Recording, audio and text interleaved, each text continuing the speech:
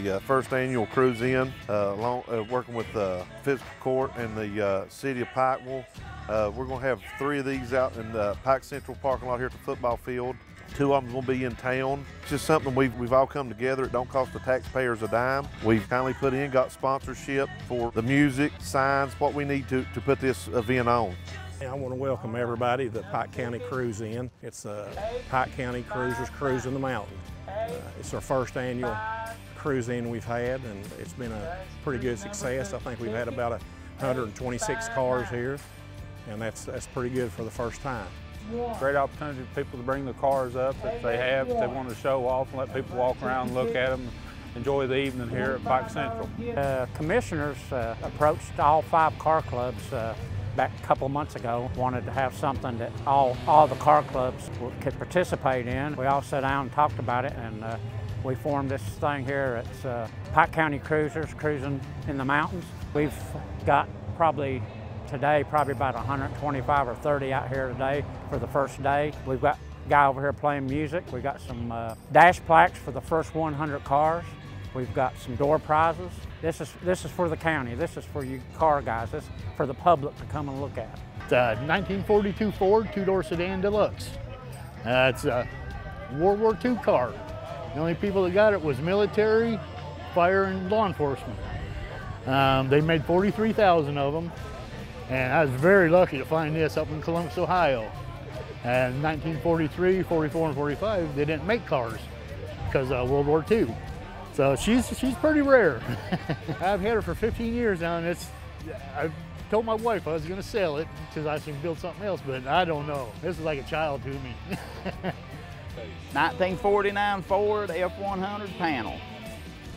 Well, to be honest, I built it for my wife. She likes it better. I got a pickup, it's mine, but this is hers, so I'm just riding ahead. Like I say, you know, I built this, found the body up in Ohio, and bought it and built it. It's got all 8 model suspension under it, running gears. It's a good cruiser. I don't know if it's a fond memory or not. Probably when I got it done and could ride it down the road. A lot of work, about almost 2 years work, like a job. They were doing a whole lot. I mean, there's quite a few, but they were made for work, utility vehicles, and you know, it's just odd. You don't see any. They're just, especially not this one, you know. I mean, you're talking about 1949 model, and I like it. It's different. A 64 Chevrolet C10, small block Chevrolet in it, been chopped 2.5 inches, just an everyday rider. No show truck, just a go truck. I bought the truck out of Tennessee about 3 years ago. And then I've redone a lot of stuff on it, you know, just bits and pieces here and there. But it's just different than any other one that's around. I had a lot of good times out there since I've owned it. It's a 2004 Ford Mustang Cobra. It's called the Mr. Chrome Edition.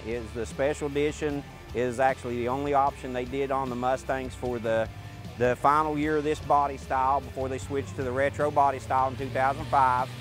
It's just basically the paint changes from blue, green, purple, and black depending upon time of day, and different shades in between it. So everybody that looks at it, they may say blue, somebody see green, somebody see purple. It just depends on your eyesight and the way that you look at it. It's actually the first car that any manufacturer ever did with the actual leather seats tanned in the same paint. So the seats, steering wheel, and shifter boot all change colors just like the outside of the car. There was only 515 of them made, and because of that, it's kind of, you know, a special car to me and my wife and my daughter too. This is a 1955 Chevrolet 210, 327 4-speed. I bought it about 6 years ago down in Tennessee. It's been a jewel since. I've enjoyed driving it, enjoy having it. A lot of people like to look at it. What the nature of this is, it's what I had when I went to high school, a car like this. And my wife's school jacket is hanging in the back, and our school books are laying in the back seat. And that's what we had when we were dating, Chevrolet like this right here. There's other cars that's just as good looking or just a whole lot prettier than this car, but this is just the one I like. It brings a lot of people out and a lot of people meet each other. I've met so many people since I've moved down here from Michigan. It's just a lot of fun. Car people are great people.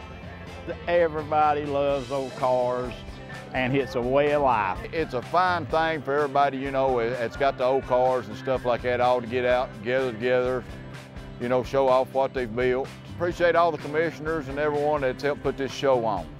I believe it's going to be a real nice thing here for Pike County and everybody. Well, it gets everybody out. I mean, you have people from Virginia, from Kentucky, West Virginia. It just, everybody comes out because they all want to sit around, talk, and enjoy looking at everybody's cars. It was good. Everyone come out this afternoon and enjoyed it.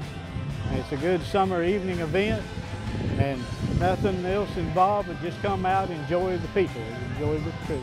And I want to thank our commissioners. Seem to me like they've done a good thing here. It gives the people of Pike County something to get out on a Sunday evening after church and bring their family and just look at what our neighbors can do. Well, I think people like to get out and show their old cars besides just drive them up and down the road, you know. They can bring them here and everybody can mingle together and talk about their cars and what they've done to them. And it's just a good thing for the community, I think.